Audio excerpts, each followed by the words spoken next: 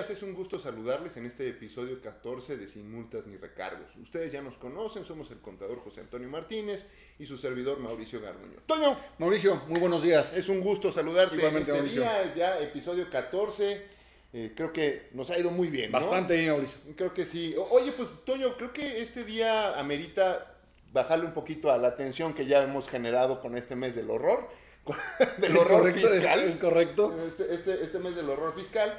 Y creo que el tema que vamos a tocar está muy interesante porque tiene que ver sobre todo con el tema de los derechos de la infancia y su relación con las instituciones y las organizaciones y las empresas, ¿no? Así es. Un tema que, si bien es cierto, no es 100% del ámbito fiscal, sí es importante conocerlo para saber cómo funciona, ¿no? Sí, así es. Y sobre todo, bueno, como ustedes saben, aquí lo que tratamos es traducir los temas en el sentido de que todos lo podamos entender. Así es. Y de que en algún momento nos protejamos como instituciones y que veamos por lo que más es lo más importante, que es nuestros pequeños, ya sea pequeños consumidores, o nuestros alumnos, o nuestros estudiantes, o nuestros trabajadores, ¿no? Así es. Porque es una amplia gama, ¿no? Así es. Así es, Toño, ¿qué notas traes ahora para esta semana? Mira, y como tú dices, para bajar un poco la tensión a todas las notas catastrofistas que podríamos haber tocado los episodios pasados. Correcto. Tengo dos temas nada más que quiero platicar, Mauricio. Uno es relacionado con el paquete económico, que ya habíamos comentado en episodios anteriores, pero en esta ocasión es ya lo que está aprobado por el Senado. Correcto. Sí, que ya prácticamente pues ya es inamovible. Sí, estamos hablando de un crecimiento del PIB del 3% para 2023. Una inflación del 4.7%, Okay. un tipo de cambio de 20.6 pesos por dólar, ¿sí? que ese es el dato que se me hace más coherente, Okay. ¿sí? Sí. Una tasa de interés del 8.95 y un precio del petróleo de $68.7 por barril. Okay. ¿Por qué digo que se me hace el tipo de cambio el más sensato? Porque los demás, la verdad, sabemos que el tema de inflación, el tema de crecimiento, pues son cifras, la verdad, que creo que bastante optimistas, y no decir utópicas, ¿no? Considerando el contexto que estamos viviendo ahorita en este país, ¿no? Aun cuando va de la mano, ya varias casas de análisis han dicho que puede ser que a principios de 2023 o inclusive a finales, ¿qué son las predicciones, digamos, con algo de base matemática, que pudiera dar un rebote el propio peso contra el dólar, ¿no? Exactamente. Bueno, eso creo que es lo más coherente de todo este tema, ¿no? Así es. Y el segundo tema, Mauricio, recordarás que platicamos en sesiones anteriores de la reforma a la Ley Federal del Trabajo con respecto a las vacaciones. Sí. ¿Sí? Bueno, esta semana Ricardo Monreal, que es ahí la cabeza del tema del Senado, frenó esta iniciativa debido a que Coparmex está haciendo una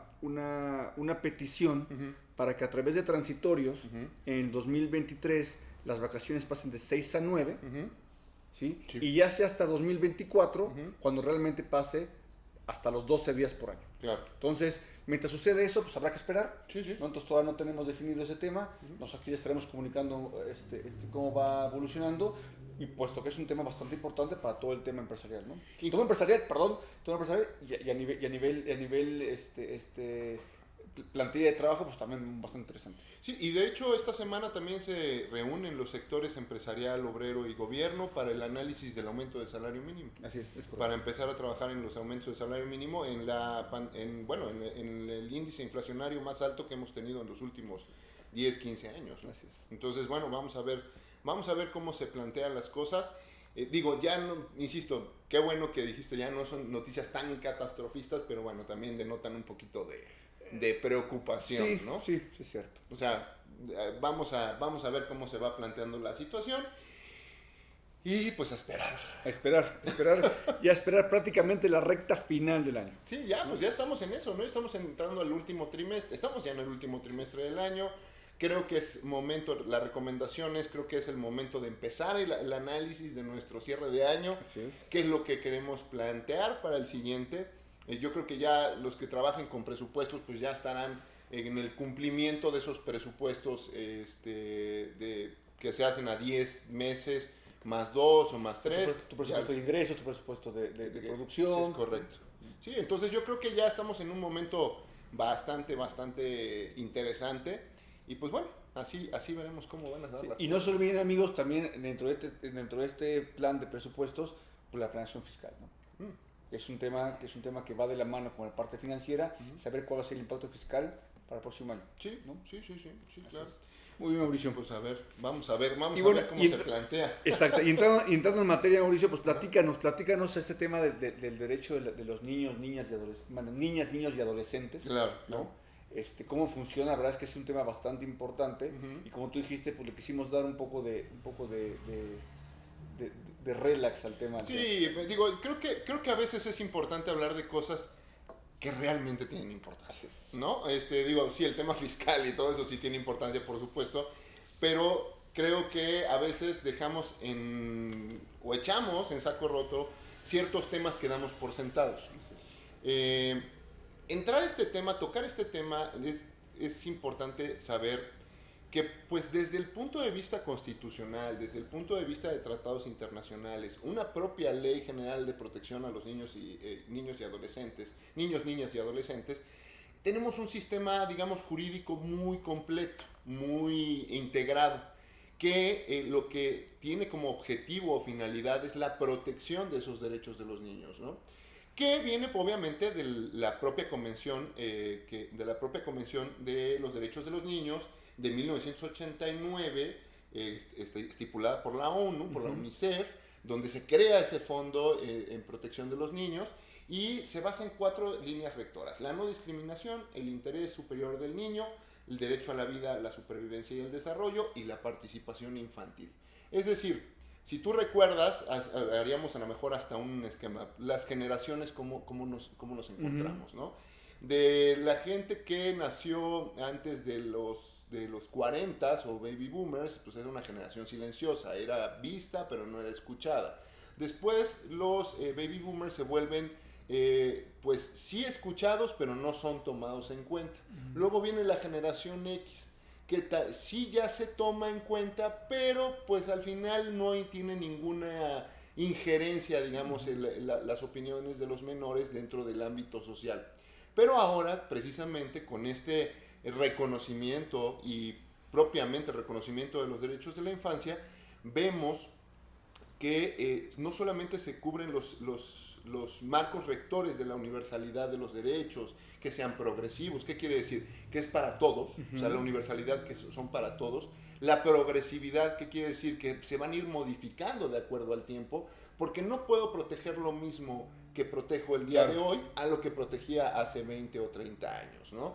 ¿Por qué? Porque ya tenemos podríamos decir que así como la educación ha ido modificándose y como los propios sistemas lo van marcando, ¿no? 1.0, 2.0, 3.0, 4.0, ahora viene una relación mucho más intrínseca, o sea, mucho más directa, en el sentido de la relación del niño, no solamente con su ambiente, sino con el ambiente tecnológico, ¿no? O sea, con todos esos ambientes. La vida al final se ha evolucionado, ¿no? Así es. Entonces, otra cosa que tendríamos que también decir es que son indivisibles. ¿Qué quiere decir que son indivisibles? Que no puedo protegerte la vida, pero no te protejo la salud o la educación, ¿no? Entonces, todos ellos van de la mano. O sea, aun cuando estén contemplados en ley o aun cuando estén contemplados en diferentes artículos, su interpretación debe de ser de manera universal y debe de siempre ir a favor de los niños, ¿no? Y todo esto, a fin de cuentas, Se bugueó unos segundos. Ok. Si pueden retomar unos 10 segundos antes. Ok. Bueno, tuvimos aquí un pequeño problema técnico porque se nos bugueó el video, pero ya nos dijo que todo bien, ¿no? Hablábamos, Mauricio, nos platicabas ¿Sí? del tema de los principios que tienen todos los derechos de los niños, ¿no? Entonces, no sé si quieres que volvamos a retomarlo para que... Sí, bueno, vamos a hablar de ellos, ¿no? Ya habíamos hablado de la universalidad, interdependencia, indivisibilidad y la progresividad, ¿correcto? La interdependencia, pues bueno, que todos los derechos están... que aun cuando no existan ciertos derechos contemplados dentro del marco normativo, es decir, dentro de la ley, esos derechos que pueden estar en tratados o en algún otro marco jurídico internacional o en alguna legislación de carácter local, tendrá que relacionarse y proteger al menor, ¿no? Creo que la finalidad de esta plática es dar un poquito de luz también respecto a qué debemos hacer y cómo debemos en un momento dado, retomando los temas de cumplimiento, los temas de compliance, cómo debemos también dirigir nuestras instituciones u organizaciones a favor de los niños. Así es. ¿No?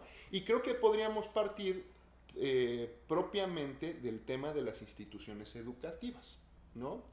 La propia ley o la propia constitución, como tú decías, a partir del primero constitucional, pues la constitución reconoce toda esa universalidad de derechos, o sea, una universalidad de derechos que aun cuando no estuvieran en la constitución se le va a otorgar a los ciudadanos. Y no solamente a los ciudadanos, sino también a los niños, porque sabemos que la ciudadanía en México se obtiene cuando se cumplan los 18 años. Exactamente. Y en este punto, por eso me gustaría hacer el comentario. Sí. Adelante. De acuerdo a lo que dice la Ley General de Derechos de las Niñas, Niños y Adolescentes, Sí. clasifica niños y niños, niñas y niños son los menores de 12 años. Correcto. Y adolescentes son los que tengan 12 años cumplidos y hasta los 18 años Hasta de edad. los 18 años. ¿No? Entonces, digo, para acotar bien claros esos dos conceptos, ¿no? Claro, y de hecho la propia Convención de los Derechos de la Infancia la divide de hecho desde del nacimiento de los nacimientos a los de 6 a 8 años. Luego de 9 a 12, luego se va de 13 a 17. O sea, digamos que lo segrega. lo va segmentando.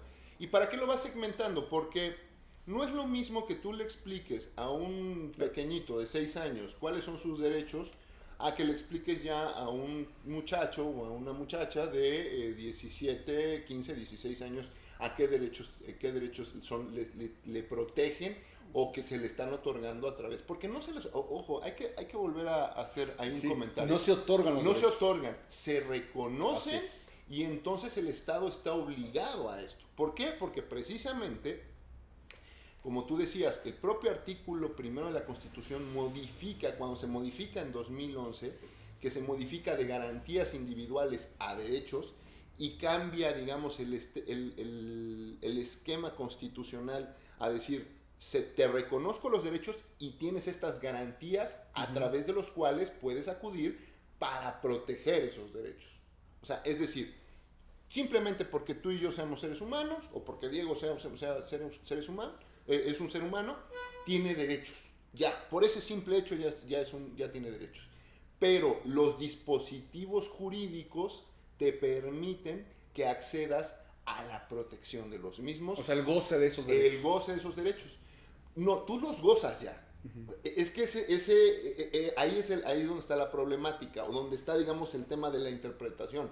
Tú ya gozas de esos derechos, pero cuando se te quieren violentar por todo el entorno, ya sea social o gubernamental, tú tienes diferentes herramientas jurídicas, ya sea a través de manera propia o a través de tus tutores o padres o tutores, para poder acceder a que se te reconozca que se te violó un derecho y que se te proteja y se te restituya, ¿no?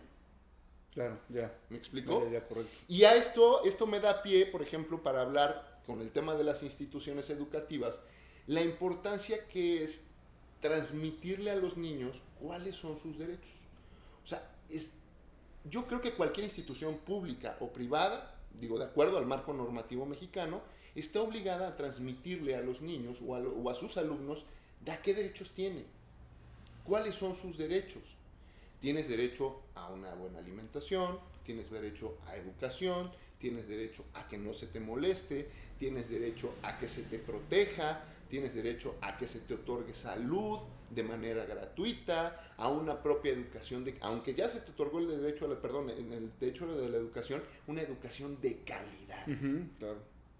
Y eso es a veces lo que nosotros no tenemos. Sí, la propia Ley General de Educación, la verdad es que está muy, quiero decirlo, no quiero decirlo mal, pero creo que está muy deficiente en ese aspecto, ¿no? Pues sí, o sea, realmente, mira, hubo una modificación, sabemos que hubo modificaciones en sexenios anteriores entramos de hecho a un sistema que era el examen PISA, en donde el objetivo de examinar era saber cuál era el nivel educativo de los países. ¿Okay? El examen PISA viene de un acuerdo que se usó a través de la OCDE para la aplicación de ese tipo de examen. Y pues obviamente para saber dónde estamos ubicados, y pues eso obligó al gobierno mexicano en el sexenio anterior a hacer una modificación propiamente, a modificar la Ley General de Educación, en donde no se privilegiaba al maestro, sino se privilegia al menor de edad, o sea, al alumno en este caso. ¿Qué pasó? Pues el sindicalismo y este gobierno regresaron al mismo sistema anterior. Entonces, el problema ya no radica, digamos, en que tengas una buena ley o no, sino la ejecución de la propia ley. O sea, lo que hemos platicado aquí no es echar leyes a la calle por echar leyes, ¿no? Me acuerdo de un programa en Los Simpsons donde hablan de la Constitución y del Bill of Rights, y cómo el Bill of Rights está todo vilipendiado y tirado en las escaleras del Congreso. Eso es lo que sucede. Eso es lo que está sucediendo. Que estás vilipendiando, que siento que muchas veces el sistema educativo nacional público, no quiero hablar del sistema privado, hablaremos del sistema privado, pero seremos un poco más enfocados al sistema público, porque es donde está el grueso de la educación en México. Está muy vilipendiado precisamente por derechos que no llegan a los niños. Mira, te pongo un caso. La Corte resolvió hace unos años, un tribunal colegiado en el año 2019 resolvió un asunto de un menor autista. Los padres de este menor acuden a la protección de derechos a través de un juicio de amparo, en donde ellos exigen le dicen al juez, señor juez, en la escuela me están pidiendo que mi hijo lleve una sombra. O sea, es decir, el niño tiene un autismo, es decir, un acompañamiento profesional para que pueda tomar clases. Y me dicen que si no lleva la sombra, simplemente no me lo pueden tener en casa. Digo, no lo pueden tener en clase. Entonces se tiene que ir a mi casa. Eso viola el derecho de mi hijo a una educación incluyente. ¿Qué hace el juez federal? Pide los informes. En el informe, pues, la escuela le dice, sí, efectivamente, nosotros consideramos que el menor no puede estar en este ambiente si no tiene un acompañamiento o un acompañamiento de protección para que pueda ser guiado. Pero nunca exhibe un estudio científico, con base científica, o un peritaje con el cual acredite que el menor sí lo requiere. ¿No? El caso es que el asunto va avanzando, llega a los tribunales colegiados y es materia de una tesis aislada jurisprudencial, en donde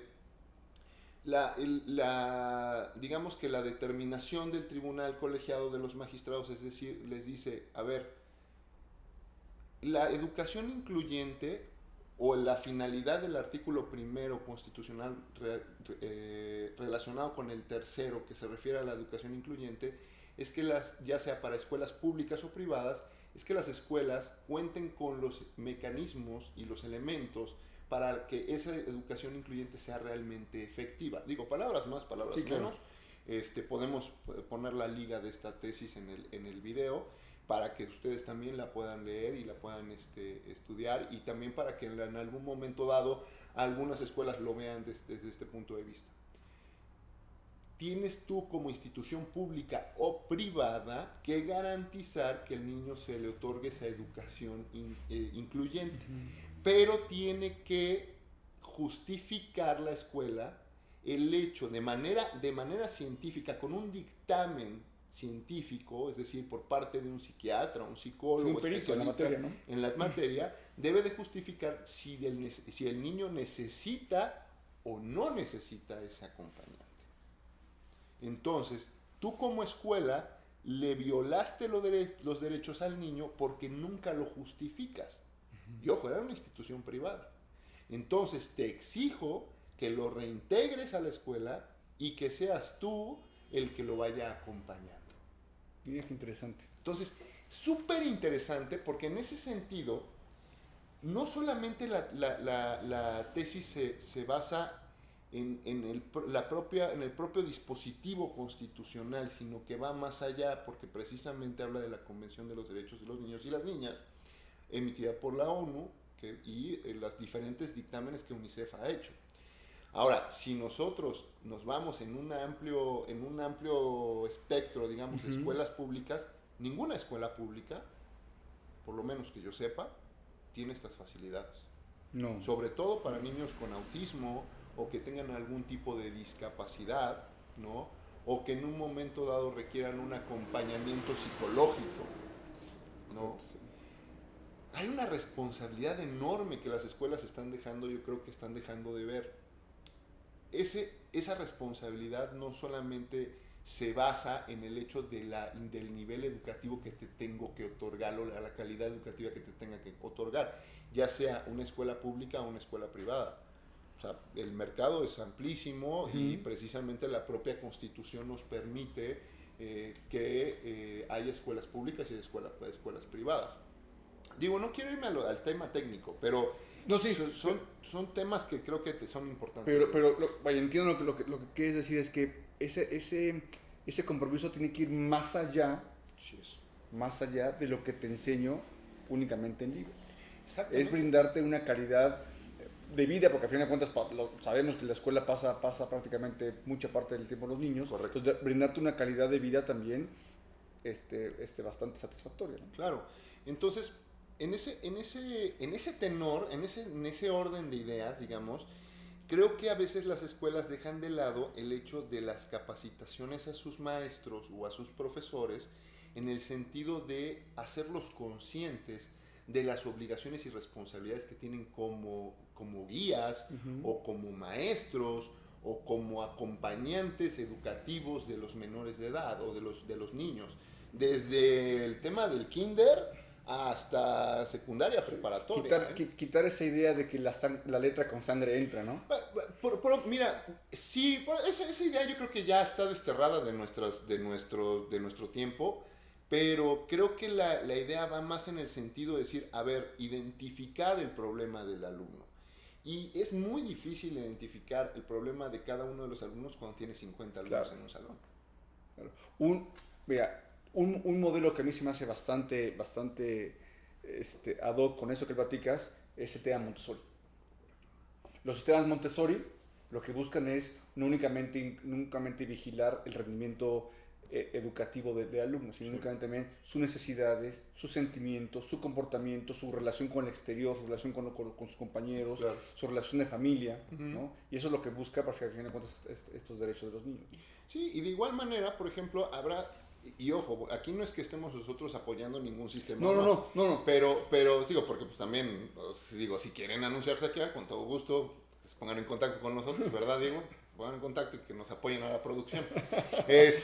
Pero aquí yo creo que la idea es que sí, o sea, hay diferentes modelos educativos, digamos, en el tema privado, ¿no? Tú hablas del Montessori, yo te podría decir del tema activo, ¿no? Ahora sí que cada quien habla como le va en la feria, y creo que es una oferta inmensa, ¿no? Inclusive hasta la educación tradicional, ¿no? En donde está el Magister Dixie, ¿no? Lo que dice el maestro, y sobre lo que dice el maestro es cómo tienes que aprender, y se acabó. Que creo que ya eso se ha ido desterrando de las escuelas privadas. Ahora, la preocupación que creo que debemos de tener todos es la escuela pública. Digo, tanto la escuela privada y la escuela pública tienen esos dos grandes problemas. Uno, la identificación de problemas. Porque no solamente la identificación de problemas nos va a gestar el hecho de que tengamos que a lo mejor direccionar al menor en un tratamiento psicoterapéutico, sino también poder a lo mejor identificar hasta temas de carácter legal, como lo puede ser un abuso o como lo puede ser un bullying, porque también la propia Corte ya ha establecido de manera clara, o el Poder Judicial Federal ha establecido de manera clara de cuándo se empieza a interpretar un bullying. O sea, cuándo ya existe el bullying, ¿no? Y entonces tienes el tema de bullying digital, el tema de bullying por cuestión de discriminación, que prácticamente todo el bullying va enfocado a ese tema, ¿no? O inclusive a lo mejor hasta el dañar la personalidad del menor en temas de carácter sexual, ¿no? Esto es, vaya, es un foco rojo enorme que genera una responsabilidad de carácter legal para la escuela, porque ya no solamente es los padres de los niños que están ejecutando ese acto en contra de sus compañeros. Pero ¿te parece bien, Toño, que hagamos una pausa? Perfecto, Mauricio. Y continuamos con el tema? Amigos, ¿cómo están? Creo que ya se dieron cuenta de que tuvimos problemas con el video desde el inicio del programa, pero bueno, ya lo saben, ¿no? Es un gusto estar con ustedes y pues realmente les ofrecemos una disculpa por nuestra falla técnica. Ya próximamente, Mauricio, estaremos ya en vivo. Sí, ¿no? eso sí. Posiblemente, si todo sale de acuerdo planeado, la siguiente sesión estaremos ya en vivo. Si no se cae la cámara, pasamos otra situación. O no graba o alguna cosa Entonces, así. ahí estaremos compartiendo con ustedes ya en directo y a todo color. ¿Verdad, producción? Ok, pues bueno, pues Toño, continuando con el tema, nos quedamos viendo platicábamos sobre esta tesis, este asunto de un niño de autismo, y como este tipo de casos podemos encontrar muchos otros, ¿no? Y me gustaría nada más hacer la mención respecto, por ejemplo, al tema de la vacunación. Okay. No sé si recuerdas que en el año pasado, sobre todo en el 2021 y 2021, que no estaba ya, no se encontraba lista la vacunación para los menores de edad en México. Ya se estaba dando en diferentes partes del mundo la vacunación de los menores de edad, e inclusive pues algunas familias que tenían los recursos para poder viajar al extranjero o que tenían la visa correspondiente, aun cuando no los tenían, pues veían de dónde sacaban y se iban a vacunar. Ahora bien, muchas familias también acudieron a los órganos jurisdiccionales a solicitar la protección, es decir, a través del amparo, a través del juicio de derechos humanos, solicitar la protección de la justicia federal en este sentido para que se vacunaran los menores de edad. ¿Por qué? Porque si bien es cierto, en México todavía no teníamos los estudios, porque hasta la fecha creo que ni los tenemos, no teníamos los estudios respecto a la vacuna Pfizer, nada más hacer la mención de qué vacuna es la específica para este tema. Sí, en otros países ya se contaba con los informes y con los estudios de que la vacuna era viable para los menores de edad.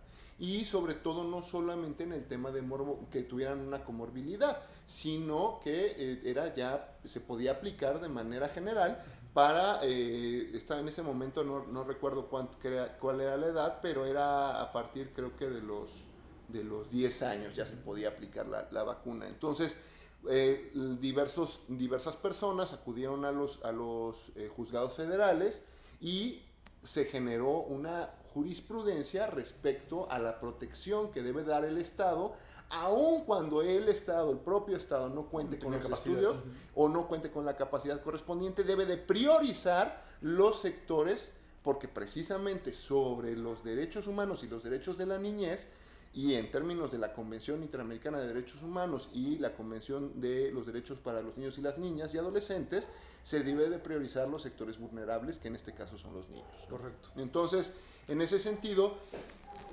yo creo que en este tema no debemos de olvidar que no es el hecho de hacer leyes por hacer leyes, sino contar con los recursos para la emisión de esas leyes. Y en ese sentido es que antes de emitir una propia ley o reconocer un derecho, el propio Estado debería, en su estructura, destinar los fondos correspondientes para la protección de estos derechos. Entonces, desgraciadamente estamos metidos en un mundo muy complejo. Creo que más allá del tema de las empresas, negocios o instituciones, sí debemos de saber que la exigencia para los particulares es superior a la exigencia que puede tener el Estado. Y solamente puedes tener una exigencia al Estado a través de estos medios, a través de los medios constitucionales y de protección de derechos humanos, que se dan solamente a través de la vía del juicio de amparo, ¿no? Así es. Ahora, es importante conocer estos temas, Mauricio, porque para poder saber cómo ejercer estos derechos, ¿sí? Y también saber qué obligaciones tenemos los tutores, en su momento los padres, o quien tenga la guardia y custodia de los menores, ¿no? Sí. Porque muchas veces, esta ley habla de los derechos, pero también de obligaciones que deben tener estas personas, ¿no? Claro. Y sobre todo darles, dar esa responsabilidad, no solamente es el derecho y obligaciones, sino generar esa responsabilidad, no solamente de la organización o de las instituciones, sino la responsabilidad propia como padres de familia. Es decir, no solamente quedarnos en el ámbito de que, en la escuela me lo van a educar, al menor, y yo me quito yo me lavo las manos, ¿no? Porque eso también sería, no es la función de un padre o tutor o de una madre, ¿no? En este caso. Sabemos bien a bien que en México hay un gran número de familias en donde están compuestas, o la diversidad de las familias están compuestas o por una madre y sus hijos, o por un padre y sus hijos, ¿no? Que en el mayor de los casos es en el primer ejemplo. Y creo que ahí es donde nosotros como organizaciones o como instituciones también debemos de velar en ese sentido, para que lo que nosotros le estuviéramos proponiendo o le propongamos a nuestros clientes venga no en un sentido de la familia tradicional, sino también debemos de tener esa responsabilidad de, por ejemplo, en anuncios o en mensajes, tener la responsabilidad de demostrar que sí nos preocupa no solamente la familia tradicional, sino también las diversas familias que están conformándose. ¿Por qué? Porque si bien es cierto, estamos acostumbrados a través de los medios de comunicación tradicionales, en donde la familia está constituida por mamá, papá e hijos y todos son muy felices, ¿no? Pues la realidad es que no es así. Hay una vicisitud de situaciones en las cuales existe nada más la mamá y los niños. Así es. Entonces, enfocar esa parte de nuestra organización a ese tipo de familias, sobre todo cuando estamos vendiendo un producto que va a una primera necesidad, creo que es importante. Creo que es importante el reconocimiento, o dos mamás y niños, o dos papás y niños, ¿no? Y que no se sientan excluidos por pertenecer a ese tipo de familia, ¿no? Correcto, porque también precisamente la Corte ha hablado sobre el tema de ese bullying, ¿no? Uh-huh. Porque a lo mejor el bullying se puede dar por la conformación familiar que tiene el menor, ¿no? Entonces, yo creo que sí debemos de poner el dedo en la llaga, sobre todo en las instituciones educativas públicas y privadas, y en las organizaciones privadas, que en un momento dado, o en las empresas privadas, que en un momento dado están ofreciendo algo hacia los menores de edad.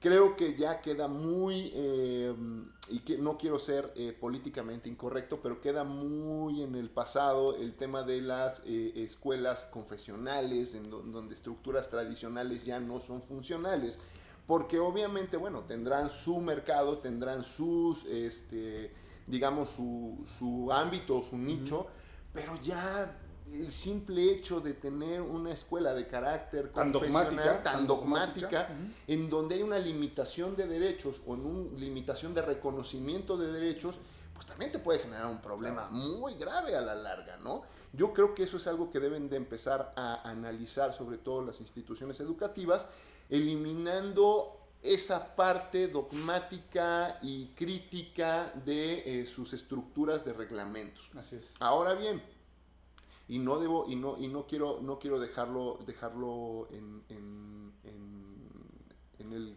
buzón o en el cajón de los recuerdos, pero es importante que todo código de ética o política que se imponga en una institución, ya sea en una institución educativa de educación básica, media básica o media superior, En esas escuelas se debe de incluir un código de ética que realmente vaya enfocado a las necesidades de los menores de edad, con la protección específica a sus derechos, y hacerles saber a los padres que en esa escuela no solamente se van a recibir una educación de calidad, sino también una educación integral, con la cual, y obviamente incluyente, con la cual se va a proteger los derechos de ese menor, ¿no? Y el desarrollo personal del niño va a ser mucho mayor. Exactamente, o sea, hablamos, ese punto del desarrollo de la personalidad y el desarrollo de la identidad nos va a permitir también tener mejores ciudadanos. Así es. ¿No? En ese sentido creo que es importante. Ahora bien, no quiero dejar también fuera de este tema el tema del trabajo de los menores. Si bien es cierto, la Ley Federal del Trabajo especifica reglas muy claras para cómo poder contratar a un menor y cuándo lo puedes contratar, siempre mi recomendación va a que se aplique a rajatabla lo que dice la propia ley. ¿Por qué? Porque tú no puedes contratar a un menor de 16 años. O sea, no nos podemos ir a ese tema de contratar a un menor de 16 años, aunque sea para que nos trabaje sacando copias. Sacando copias, o nos trabaje a lo mejor arrimándonos alguna caja, ¿no? Entonces, hay que cuidar esa parte. ¿Por qué? Porque también nos podemos meter en un tema de explotación infantil. La protección de los menores es súper importante dentro de la organización, que los horarios sean muy delimitados, ¿no? Que se vean, que realmente se aplique el tema de los horarios, que se cuente con la anuencia de sus padres o de tutores si es que los tiene, y en todo caso que no se modifique, porque esto fíjate que es súper interesante. También el tema, la Corte ha analizado el tema de los cambios de días de descansos para los menores. En el caso de los menores, no lo pueden, las instituciones, ya la Corte dijo que no lo pueden cambiar, que tiene que ser un día en específico para los menores. ¿Por qué? Porque entonces se entiende que la oferta de trabajo es de mala fe. Claro.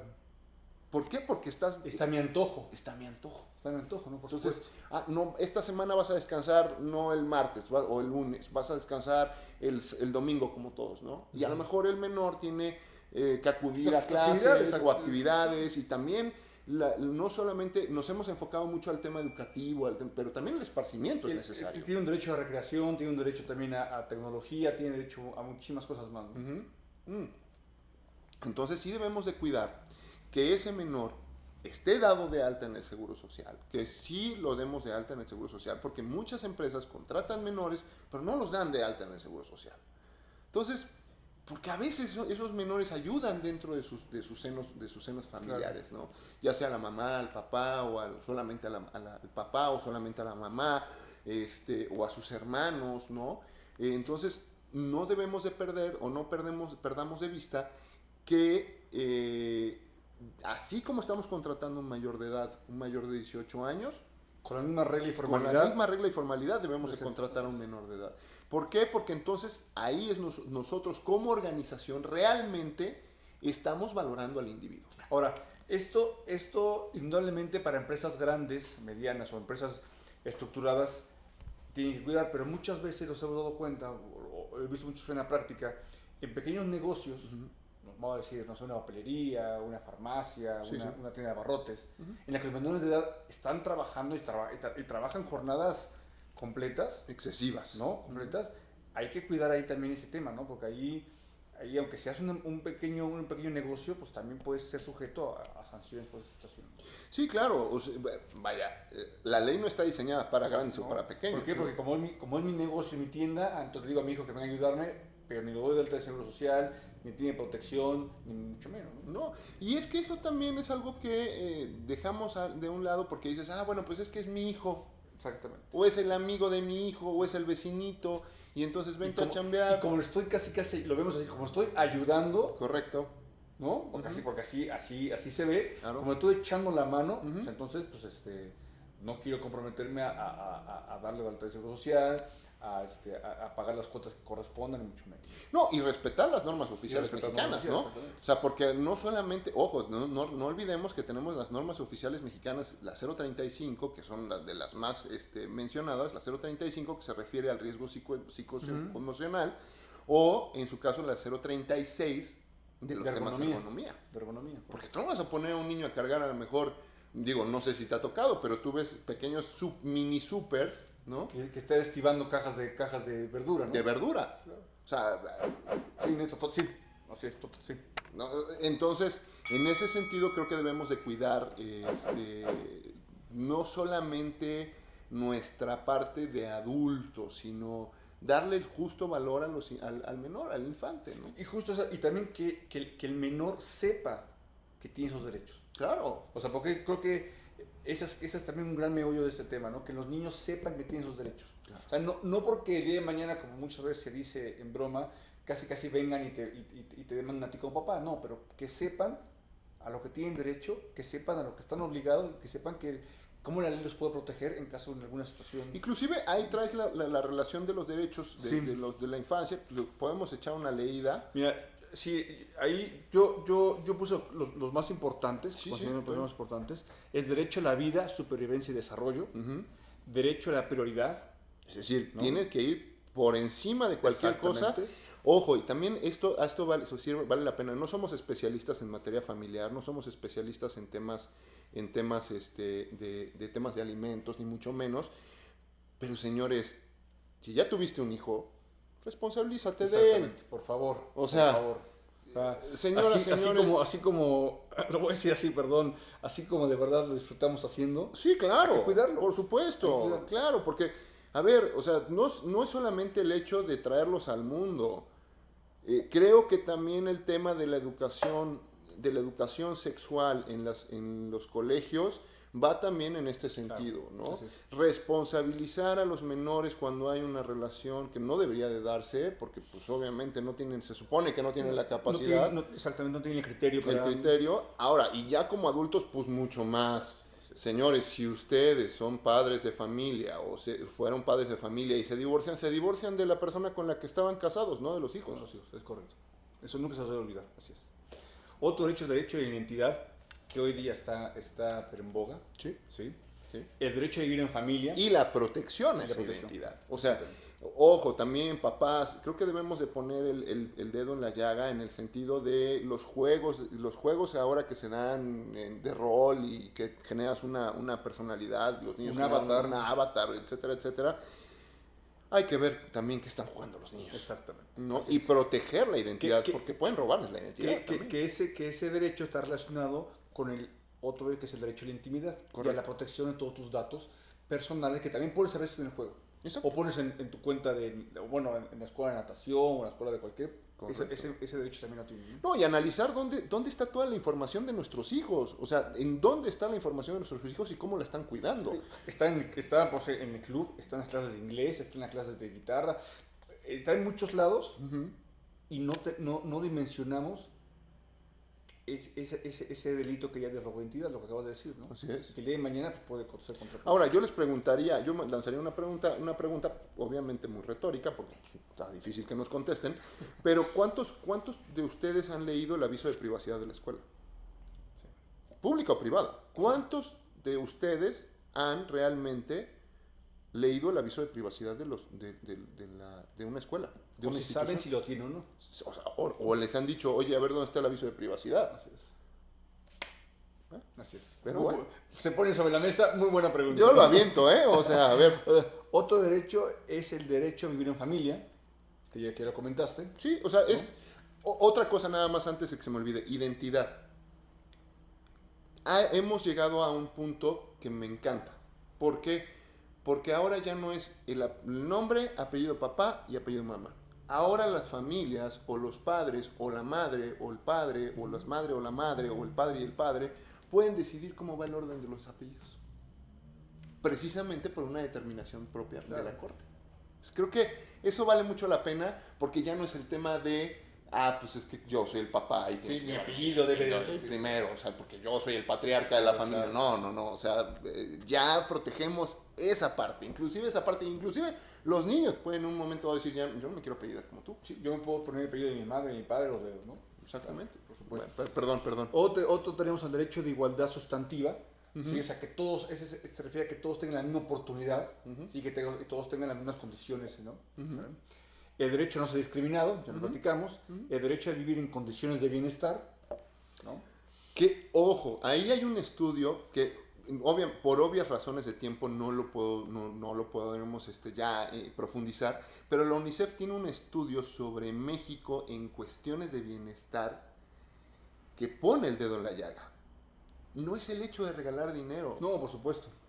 Gobierno federal está solucionando el tema de regalar dinero a través de las becas. No es eso. Es dar seguridad, porque no es la misma vida la que se vive en ciudad, márgenes de la ciudad, pueblos y la sierra. Así es. En la Sierra de Guerrero hay un estudio muy claro de UNICEF donde exponen todas las deficiencias que tienen y todo lo que están viviendo esos niños que están viviendo en esa zona. Y está a 6 horas de nuestra casa. Inclusive no nos vayamos tan lejos, no es las 6 horas de nuestra casa, en los mismos márgenes de nuestra ciudad. ¿Cómo están viviendo los niños? Tú ves la disparidad de condiciones que existen en una, y que está dividido por 1 o 2 calles. Correcto. O sea, es increíble. Correcto. Yo hago mucho el ejemplo de Oaxaca porque me tocó vivir allá, pero tú ves la colonia súper rica y los cinturones de pobreza. Claro, así es. ¿No? De marginación. Entonces, no solamente es tarea del gobierno, sino es tarea también de la sociedad civil atender esos problemas, esas deficiencias. Obviamente las instituciones y el gobierno tendría la primera responsabilidad, pero también es nuestra responsabilidad. ¿Qué estás haciendo? Y quiero hacer aquí el mensaje, quiero mandar este mensaje, y a lo mejor mucha gente le va a parecer un poco hasta molesto. Pero señores, si se preocupan por los perros de la calle, Totalmente. ¿por qué no se preocupan por los niños de la calle? Totalmente, güey. Efectivamente puede sonar molesto, pero sí. Es increíble, cada quien, pero es increíble que de verdad tú sales a la calle y ves cómo tratan los perros y eso, oye, no, o sea, no lo crees. Digo, y cada quien es libre, pero no, o sea, no. Yo no concibo esa diferenciación, o sea, no. Es que esta parte, digo, ojo, entendemos que hay gente que ama a los perros. Sí. Y entendemos que hay gente que ama a los animales y los derechos de los animales y hay que pugnar por ellos, pero también hay que pugnar por los derechos de la infancia.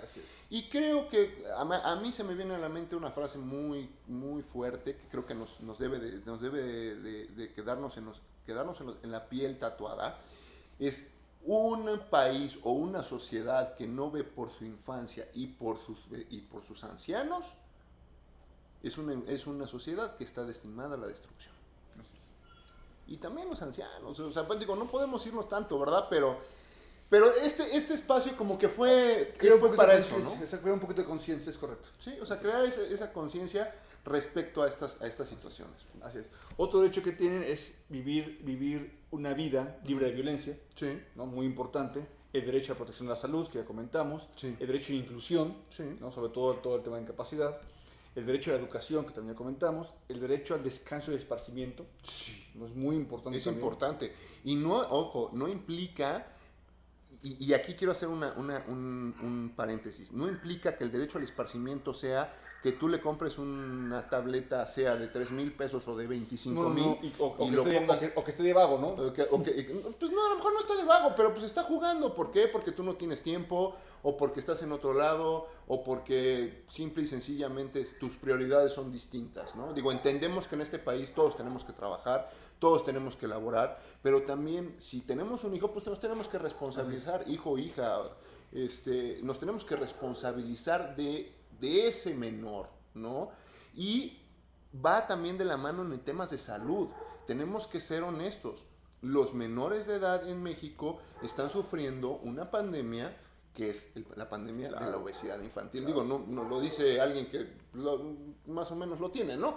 Pero, digo, porque también hay que reconocerlo.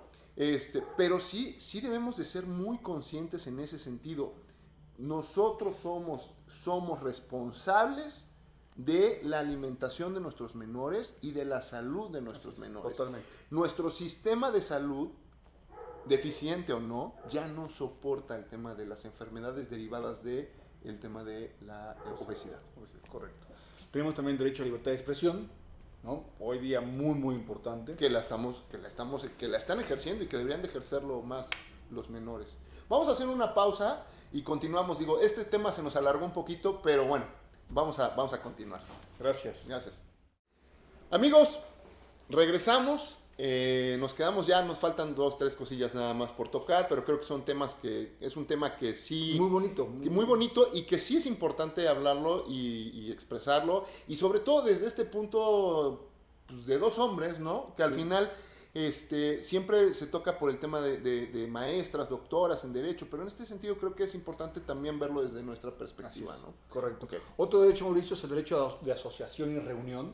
Sí. ¿No? O sea, realmente ellos pueden decidir o tener el derecho de poder pertenecer o no a un grupo. Claro, ¿no? Correcto. Claro. El derecho a la intimidad, que es relacionado con lo que hablamos de hace rato, de protección de tus datos, qué dices, qué no dices, qué estipulas en información en internet, que ahorita es lo que más está en boga, ¿no? Tú en internet cualquier formulario te pide edad, ya te pide sexo, ya te pide domicilio, te pide... Ahora, te puede decir, inclusive en el tema de sexo, si no quieres decirlo, ya la puedes decir. Ya no lo puedes decir indistinto. ¿No? Ahí ese tema del derecho a la intimidad también es importante decirlo y ahorita lo vamos también a tocar. Sobre todo, por ejemplo, las fotos. Tener mucho cuidado qué tipo de fotos subimos de nuestros hijos a las redes sociales. Porque, señores, vivimos en un país que, por lo menos en Cancún, es un destino de turismo sexual de pederastas y pedófilos. Y existen los libros de investigaciones, por ejemplo, de Anabel Hernández, que les recomiendo mucho que los lean, y que vienen ahí los testimonios. Y ya tenemos aquí un tema, aquí en Puebla, de un protector de este tipo de personas, ¿no?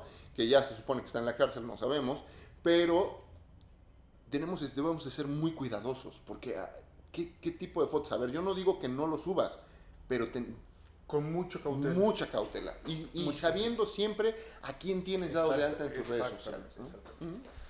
El derecho a la seguridad jurídica y debido proceso, claro. ¿Sí? Fundamental.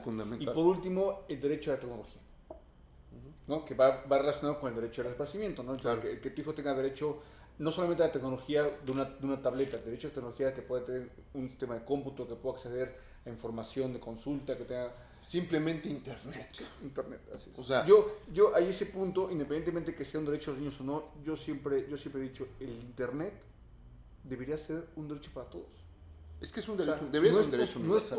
No es posible que tú llegues, digo, y es un tema muy aparte, amigos, es posible que tú llegues a, no sé, a un hotel, el restaurante no tanto, pero un hotel, o cualquier otro lugar, y te quieran cobrar extra por usar internet. Claro. O sea, a mí se me hace ilógico. Digo, países de primer mundo ya tienen en sus plazas públicas, en México inclusive ya hay algunas plazas públicas que tienes acceso a internet. Aquí pero también de repente ya tenemos aquí también, inclusive creo que en el Zócalo de la ciudad de Puebla tenemos ya el acceso a internet. Pero sí, un derecho universal a través de sistemas tecnológicos que sean funcionales. Ojo, no le voy a echar flores a nadie, pero yo me acuerdo que cuando empezó el tema en el gobierno de Fox, había la intención de meter todo el sistema de tabletas para tabletas muy sencillas de aquella época para la educación, que venía con el tema del sindicato. Y ya sabes que todo lo que es buenas intenciones, buena idea, pésima ejecución, no sucedió. Aquí en Puebla, durante el gobierno de Rafael Moreno Valle, hubo una sistematización de las instituciones. No sabemos si está actualizado o no, digo, la verdad no lo sé, yo supongo que sí. Pero sí la inversión tiene que ir en ese sentido y que los niños también puedan, a lo mejor que la propia la Secretaría de Educación Pública o las propias instituciones públicas les permitan a sus estudiantes llevarse sus tabletas y que puedan acceder a internet a información, que a lo mejor tenga candados para juegos, y que no estén ahí, redes sociales, jugando en lo que estén en clase, ¿no? Candy Crush, exactamente, etcétera, ¿no? Pero que tengan ese acceso a información que les va a permitir con un parental control, ¿no? Un control parental, que les permita a los niños también acceder a información de calidad. Los niños hoy día tienen un chip muy diferente al que tú y yo tuvimos cuando estudiamos. No, claro, ¿no? claro. Ellos pueden comprender mucho mejor un tema si lo ven gráficamente en un diagrama en la computadora o lo ven en una tableta, en un video. Se les queda muchísimo más que que en un pizarrón. Sí, nada más que por favor no se eduquen a través de TikTok. Sí, sí, exactamente. O sea, porque sí pasa. Sí, totalmente. No, o sea, no te eduques a través de TikTok. O sea, yo no digo que no haya buenos canales educativos y que no a lo mejor tienes a 2, 3 científicos que están ahí o divulgadores de ciencia que están en TikTok, pero no te eduques a través de TikTok.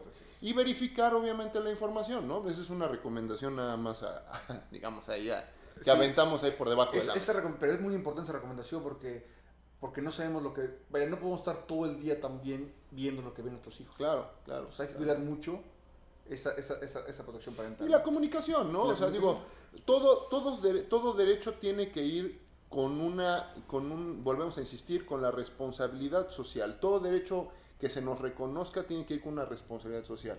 Ahora, no es gritar, no es porque se me escuche, porque se me tenga que escuchar, sino que se te tiene que escuchar, creo que siempre debe de ser la consigna, se te tiene que escuchar porque tienes algo que decir. Así es. Y ese algo que decir se te tiene que respetar. Totalmente. Amigos, muchísimas gracias. ha sido un gusto. Toño. Mauricio, como siempre. Mil gracias. Les vamos a dejar nuestras redes, ya saben, les pedimos por favor que nos pongan también un dedito arriba, compartan, se suscriban. Y el próximo viernes, no sino el siguiente, ya en noviembre, nos vemos en vivo en Facebook y en YouTube. Cuídense mucho. Muchas gracias, buen fin de semana. Gracias, buen fin de semana.